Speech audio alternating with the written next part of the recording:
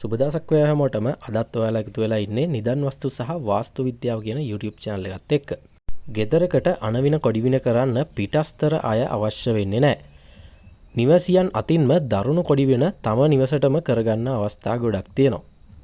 මේ කතා කරන්නේ ඒ වගේ කොඩිවින සිදුවෙන අවස්ථා කිහිපයක් ගැන.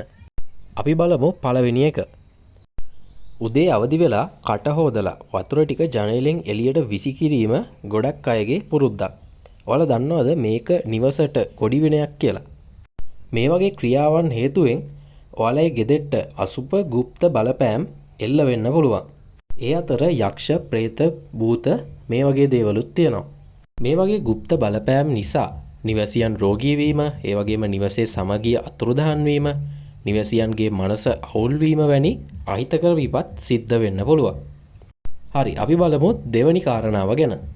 නිවසේ ප්‍රධාන දොරටුව තුලින් කුණු කසල බඳුන් රැගෙන යාම ඉතාම අසුබයි. ඒ වගේම ප්‍රධාන දොරටුව යටින් මස් මාංශ නිවසට රැගෙන ඒමත් ඉතාම අසුබයි. ගොඩක් අය පුරුදු වෙලා ඉන්නවා කොණ්ඩේ පීරන්න, ඒ වගේම හිසකෙස් කැපීම, නියපොතු කැපීම, ඒ වගේම කෙල ගැසීම, මෙන්න මේ වගේ දේවල් වලට ප්‍රධාන දොර භාවිතා කරනවා. මේ වගේ දේවල් තුලින් නිවසට කියන්න බැරි තරමේ කොඩිවින ගොඩක් සිද්ධ වෙනවා. හරි, අපි ඊළඟට බලමු තුන්වෙනි කාරණාව ගැන. රාත්‍රියේදී ආහාර පාන අරගෙන ඉවරුණන් පස්සේ වළම් පිඟන් සියල්ල පිරිසුදු කරලා නියමිත ස්ථානවල තියන්න. එහෙම නැතුව ඉඳුල් සහිත බඳුන් උදෑසන දක්වාම ගේ ඇතුලේ තියා ගැනීමෙන් අසුබ গুপ্ত බලපෑම් එකතු වෙනවා. මේ গুপ্ত බලපෑම් නිවසියන්ගේ මානසික සහනය අහිමි කිරීමටත්, ඒ වගේම නිවසියන් රෝගී කිරීමටත් හේතු වෙනවා. හරි, අද වීඩියෝ එකේදී මම කතා කරේ තමන්ම, ඒ කියන්නේ නිවසියන්ම නොදැනුවත්වම කරන කොඩිවින කිහිපයක් ගැන. තමා විසින් තමාටම කරගන්න කොඩිවින කිහිපයක් ගැන තමයි අද මේ වීඩියෝ එකේ මම ඔයාලට පැහැදිලි කරලා දුන්නේ.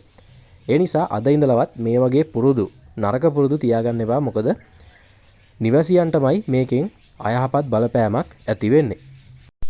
ඔයාලා ගෙදරත් මානසික සහනයක් නැත්තම්, ගෙදර ඉන්න හිතෙන්නේ නැත්තම්, මෙන්න මේ අයහපත් පුරුදු ටික අද ඉඳලා අයින් කරලා බලන්න. සතියක් දෙකක් යද්දි ඔයාලටම ගෙදර ඉන්න ආස හිතෙයි. ගෙදර මිනිස්සු නුරුස්සන ගතිය නැති වෙලා යයි.